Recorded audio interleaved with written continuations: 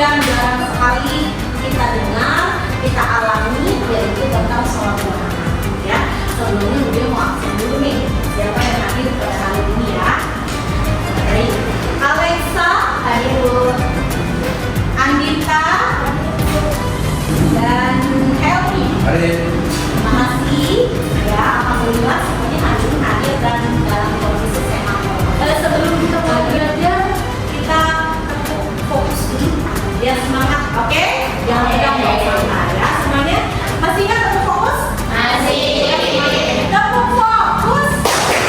Melihat, mendengar, mengingat, fokus. Siapa yang sudah pernah mengalami kejadian atau sudah pernah melihat tentang gerhana?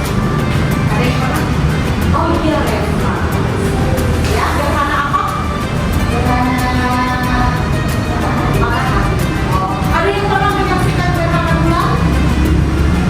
Oh iya, sebenarnya kalau gerhana bulan itu terjadinya malam hari, jadi nggak terlihat. Beda kalau gerhana matahari itu siang, jadi kelihatan, bisa dirasakan. Kenapa? Karena kondisinya kita mengalami gelap dalam waktu yang berapa menit.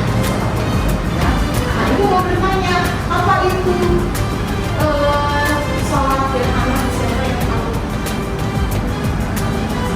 Sholat gerhana adalah sholat sunnah yang dilakukan ketika terjadi gerhana bulan atau gerhana matahari. Jadi yang mengalami gerhana itu dua, gerhana bulan dan gerhana matahari. Kalau planet lain, bumi itu tidak mengalami gerhana.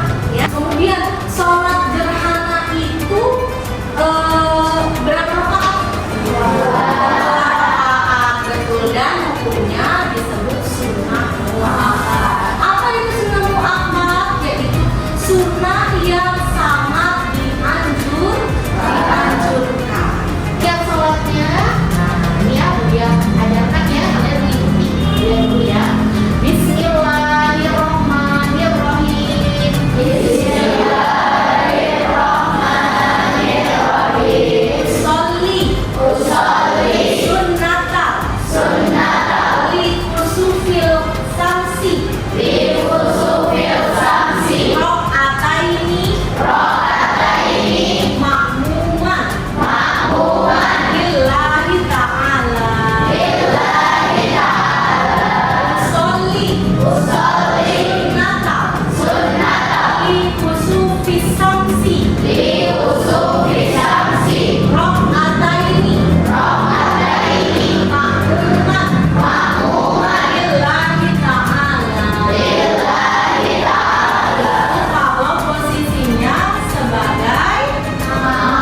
Kalau posisinya sebagai imam berarti imaman lillahi ta'ala. Paham ya? Itu adalah niat sholat gerhana. Ya. Kemudian bagaimana tata cara sholat gerhana? Nah, lihat sini ya. Nah, ini ya tadi peristiwa gerhana matahari ya, seperti ini ya. Nah, bisa dilihat di gambar ya, ketika gerhana matahari ini yaitu peristiwa ketika piringan bulan menutupi sebagian atau seluruh piringan matahari, terjadi pada fase bulan baru ya, ketika bulan berada di antara bumi dan matahari, sehingga bagian luar dan lebih terang dari bayangan bulan, karena di piringan matahari hanya tertutup sebagian. Nah, ini adalah proses terjadinya gerhana matahari, sehingga kondisi pada siang hari dalam waktu beberapa menit itu menjadi gelap. Ya, seperti itu. Kemudian kalau peristiwa gerhana bulan ini ya terjadi ketika seluruh bayangan umbra bumi jatuh menutupi bulan. Ya, sehingga matahari, bumi dan bulan berada di tempat di satu titik garis yang sama. Nah, karena ini terjadinya malam nggak terlalu kelihatan ya apakah ini bulan atau tidak ya. Nah, makanya karena posisi malam memang sudah gelap ya, makanya kita nggak terlalu bisa melihat gerhana bulan seperti apa.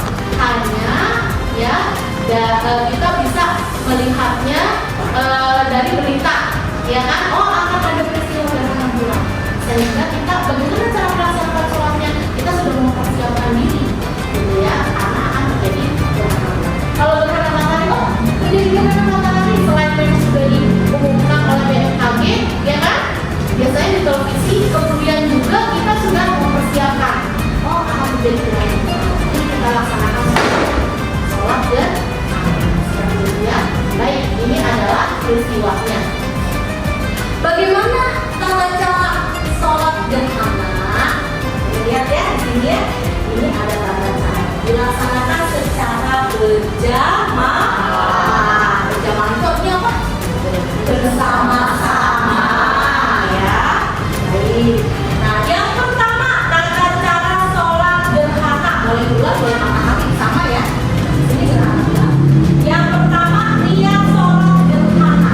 Yang tadi ya, kalau gerhana matahari khusufis samsi. Kalau gerhana bulan khusufil qamari.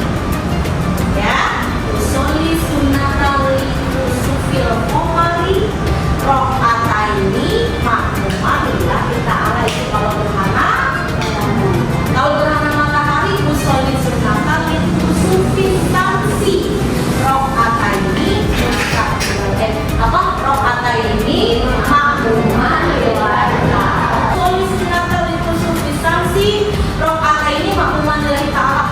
Allahu akbar. Harap juga sana ya saya. Allahu akbar. Ya, kemudian kita membaca seperti biasa doa kita. Allahu akbar kabiro dan seterusnya sampai selesai. Kemudian setelah itu membaca surat Al-Fatihah sama rukunnya seperti rukun sholat.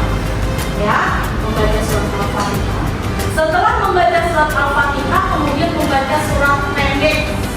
Ya, boleh bebas suratnya apa saja. Paham? Setelah selesai sampai surat pendek, kemudian kita apa? Ruku. Ya, Allahu akbar. Bacaannya sama. Subhanallah rabbiyal azim wa bihamdihi 3 kali. Setelah itu tidak sami Allahu liman hamidah.